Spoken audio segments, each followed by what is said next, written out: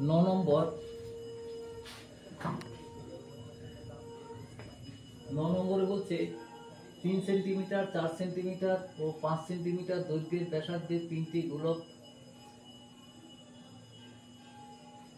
গলিয়ে একটি নিরেট গোলক তৈরি করা হলো। বড় গোলকটির ব্যাসার্ধের দৈর্ঘ্য কত? ধরো এখানে একটা গোলক আছে বড়, সেটার আয়তনটা হবে একটা ছোট প্লাস আরেকটা গোলক প্লাস আরেকটা গোলক, এরকম। তাহলে এদের গোলকটির ব্যাসার্ধ হচ্ছে 3, ব্যাসার্ধ এর 4 আর এর ব্যাসার্ধ 5, আর এর ব্যাসার্ধ ধরি আমরা 8। ধরি বড় গোলকটির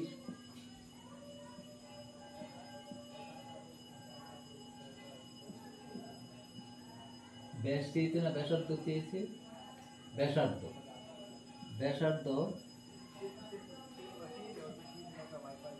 ব্যাসার্ধ হচ্ছে 8 সেন্টিমিটার।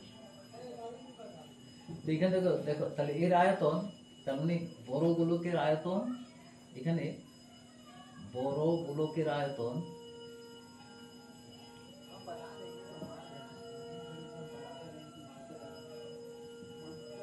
সমান ছোট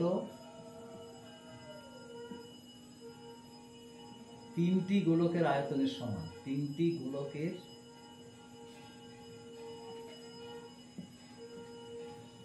আয়তনের সমান। তাহলে বড় গোলকটার আয়তন আমরা ধরেছি আর, তাহলে এর আয়তন হচ্ছে 4/3 পাই আর কিউব ইকুয়াল টু হচ্ছে এই গোলকের আয়তন হচ্ছে 4/3 পাই 3 কিউব, 3 4 5, হ্যাঁ, প্লাস এই গোলকের আয়তন হচ্ছে 4/3 পাই 4 কিউব প্লাস 4/3 পাই 5 কিউব।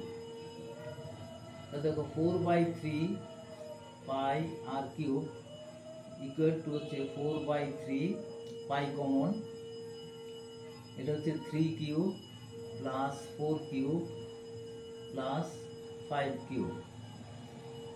তাহলে আর কিউব ইকুয়াল টু হচ্ছে 4/3 পাই কেটে গেল, 27 প্লাস 64 প্লাস 125। তাহলে আর কিউব ইকুয়াল টু হচ্ছে 7 4 11 25 16 6 হাতে 12 হচ্ছে 18 দিয়ে 20 কে 21। তাহলে আর কিউব ইকুয়াল টু হচ্ছে, এটা আমরা যদি ভেঙে নিই তাহলে এটা দাঁড়াবে 6 কিউব। তাহলে আর ইকুয়াল টু 6। অর্থাৎ বড় গোলকের ব্যাসার্ধের দৈর্ঘ্য,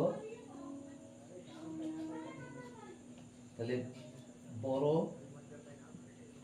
গোলকের